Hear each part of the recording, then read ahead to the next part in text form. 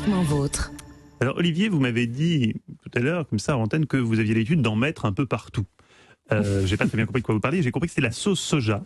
Vous l'utilisez un peu à tort et à travers. Je vous donnerai tout à l'heure quelques idées d'utilisation de recettes que l'on peut réaliser facilement avec de la sauce soja. La sauce soja, c'est une sauce qu'on a découvert assez tardivement en fait chez nous en France. J'ai l'impression que avant l'avènement des sushis et de la mode des restaurants japonais, il n'y avait pratiquement pas de sauce soja chez nous, et alors qu'elle existe depuis évidemment bien plus longtemps en Asie.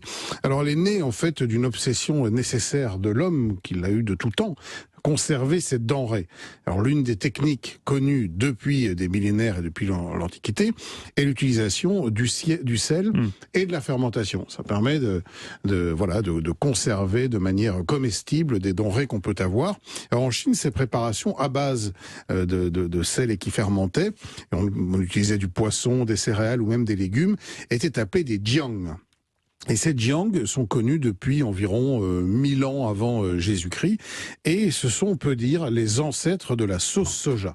Parce qu'on préparait un jiang de soja, par exemple, qui était assez facile à élaborer, et dont on trouve trace dès moins 200, et il préfigure vraiment ce qu'est la sauce soja actuelle, même s'il y a eu des évolutions dans la recette, et notamment grâce aux Japonais. Alors les jiang arrivent au 7e siècle au Japon, grâce notamment à une congrégation de moines bouddhistes, dans laquelle je crois ne figurait pas Davina, elle a rejoint beaucoup plus tard.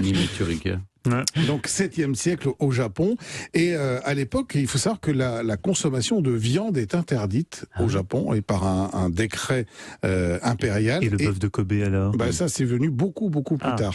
Et au 7e siècle, comme cette consommation de viande est interdite, y compris les bouillons de viande, la sauce soja présente un vrai intérêt, parce que ça a un petit peu le goût de la viande, il faut bien reconnaître.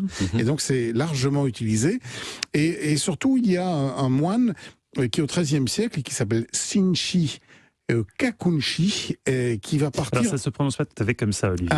Je crois pas. C'est pas Kakunshi. Surtout si Kakunshi. Il faut le prononcer bien. Voilà. Lui, il va mettre au point la recette qui est la plus proche de ce qu'est notre recette aujourd'hui de sauce soja.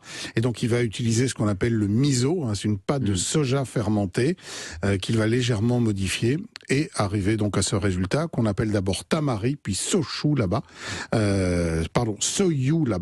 qui est donc la sauce soja qu'on connaît, qui elle arrive en Europe beaucoup plus tard. Ce sont probablement les Néerlandais, avec la compagnie néerlandaise des Indes orientales, qui vont apporter chez nous cette sauce soja. Elle va se retrouver à la table de Louis XV, par exemple. C'est l'un des premiers rois français. C'est le premier roi français qui, en tout cas, agrémentait ses repas de sauce soja. Et puis, il faut savoir, une multitude de sauces soja différentes. C'est un peu comme le vin là-bas. Ah oui. C'est-à-dire qu'en fonction de la qualité des sojas, en fonction de la durée de fermentation, de l'utilisation des produits, on a des sauces soja de qualité très différentes. Mais dans les grands restaurants japonais, ça veut dire qu'ils vous apportent une sauce soja, vous avez une carte des sauces soja? Non, mais eux font des choix de sauce soja, et croyez-moi, c'est pas celle qu'on nous vend au supermarché chez nous, qui vaut pas très cher, qui est de la sauce soja industrielle dont la fermentation est accélérée et faite en 2-3 jours, alors que dans certaines grandes sauces soja japonaises, la fermentation peut durer plusieurs semaines, plusieurs mois, voire plusieurs années, et que cette fermentation amène de la complexité et de la profondeur. Je pourrais boire la sauce soja toute seule. Et alors, un petit fun fact, c'est que vous savez, ici, quand on va dans un restaurant à sushi, on vous demande généralement sucré ou salé. Eh bien, la sauce soja sucrée, si vous la demandez au Japon, on ne vous l'apportera jamais, car elle n'existe pas. C'est exactement comme le spaghetti bolognaise en Italie. On va vous rire au nez. En fait, elle est fabriquée, c'est ça le paradoxe, par une société japonaise, spécialement pour le marché, notamment européen ou américain, parce qu'eux ne la mangent pas. Alors, qu'est-ce qu'on peut faire avec la sauce soja, si j'ai encore 2-3 minutes? Évidemment, des marinades avec du miel, des épices, par exemple pour les travers de porc ou de la volaille. Essayez une vinaigrette avec de l'huile de colza, du wasabi, du vinaigre de riz, de la coriandre et de la sauce soja, qu'on mélange tout ensemble. C'est touche très asiatique et c'est pas mal pour assaisonner une salade. Évidemment, un wok de légumes ou du riz sauté, tout simplement, du riz que vous avez cuit, des petits légumes, faites sauter tout ça dans un petit peu d'huile et vous rajoutez un large trait d'une bonne sauce soja. Pas besoin de saler, vous l'avez dit, la sauce soja est elle-même assez salée et elle donne vraiment du goût aux aliments. Quand vous faites un régime, mon cher Stéphane, et que vous trouvez que vos aliments sont un petit peu fades, un peu de sauce soja, c'est 0 calories et ça donne beaucoup de goût. C'est un peu salé, quand même. C'est un petit peu salé.